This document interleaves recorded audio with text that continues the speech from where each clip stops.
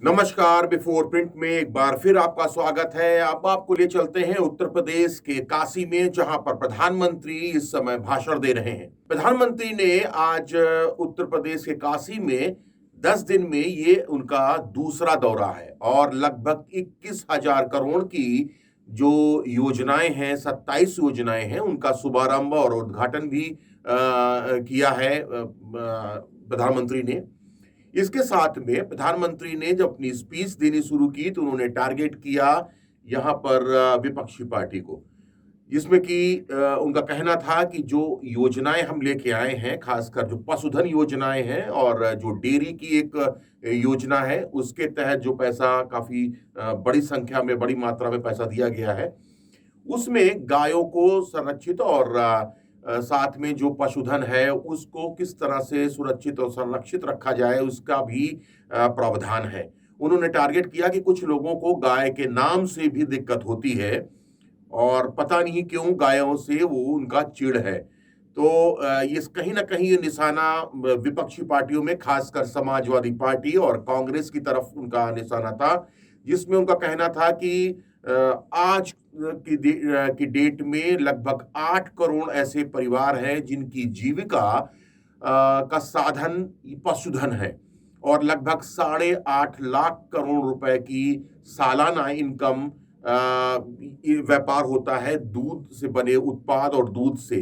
तो एक बहुत बड़ा एक चक लेके चले, खासकर देखा जाए तो पश्चिमी उत्तर प्रदेश और जो पूर्वी उत्तर प्रदेश है उसको भी टारगेट किया है किसी न किसी तरीके से, क्योंकि उन्होंने एक शब्द और भी बोला कि आज इस योजना का शुभारंभ हम चौधरी चरण सिंह, जो पूर्व प्रधानमंत्री है, उनके जन्मदिन के अवसर पर कर रहे हैं। ये बहुत महत्वपूर्ण दिन है।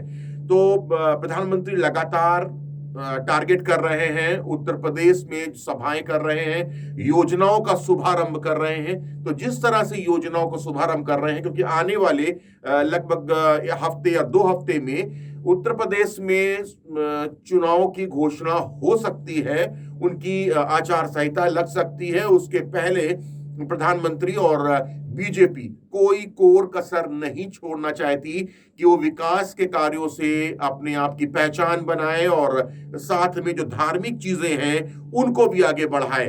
प्रधानमंत्री का ये भाषण सुनिए और खुद सोचिए कि राजनीति किस दिशा में जाने को तैयार है। साथियों, हमारे यहां गाय की बात करना,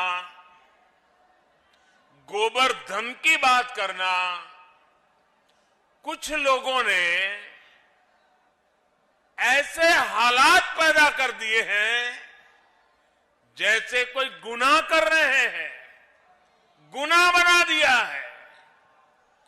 गाय कुछ लोगों के लिए गुनाह हो सकती है, हमारे लिए गाय माता है,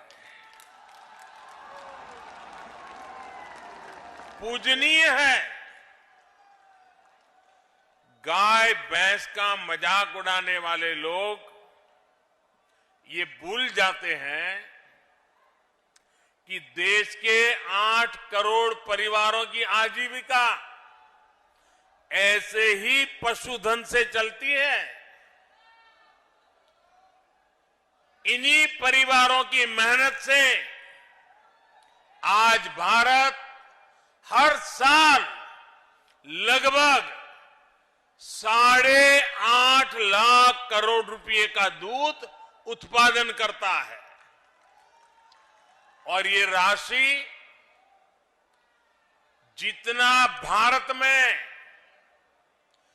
गेहूं और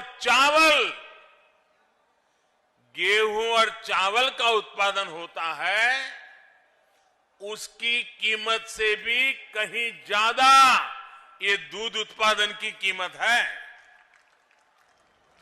इसलिए भारत के डेयरी सेक्टर को मजबूत करना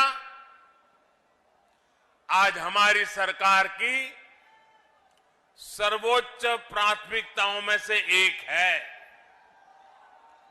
इसी कड़ी में आज यहां बनास काशी संकुल का शिलान्यास किया गया है। साथियों, अब मैदान छोटा पड़ गया है, जगह नहीं है।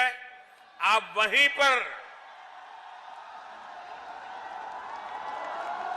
पर अपने आप को संभाल लीजिए।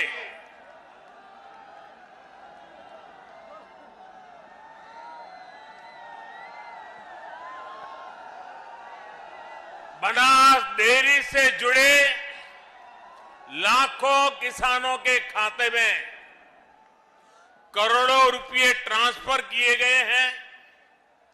रामनगर के दूध प्लांट को चलाने के लिए बायोगैस आधारित पावर प्लांट का भी शिलान्यास हुआ है। एक और महत्वपूर्ण बात हुई है जिसका सकारात्मक प्रभाव पूरे देश के डेयरी सेक्टर पर पड़ेगा।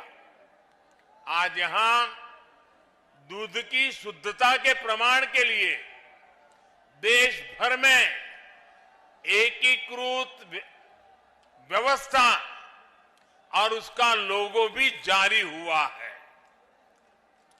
डेयरी सेक्टर से जुड़े इन प्रयासों के अलावा आज यूपी के लाखों लोगों को अपने घर के कानूनी दस्तावेज यानी गरौनी भी सौंपी गई है। वाराणसी को और सुंदर, सुगम और सुविधा संपन्न बनाने के वाली 1500 करोड़ रुपए से अधिक की परियोजनाओं का लोकार्पण और शिलान्यास भी हुआ है। इन सभी विकास परियोजनाओं के लिए आप सभी को बधाई। यूपी और देश भर के गोपालकों को विशेष बधाई। अगर आपको हमारा वीडियो पसंद आया हो तो इसे लाइक करें, सब्सक्राइब करें और साथ ही बेल आइकन दबाना ना भूलें।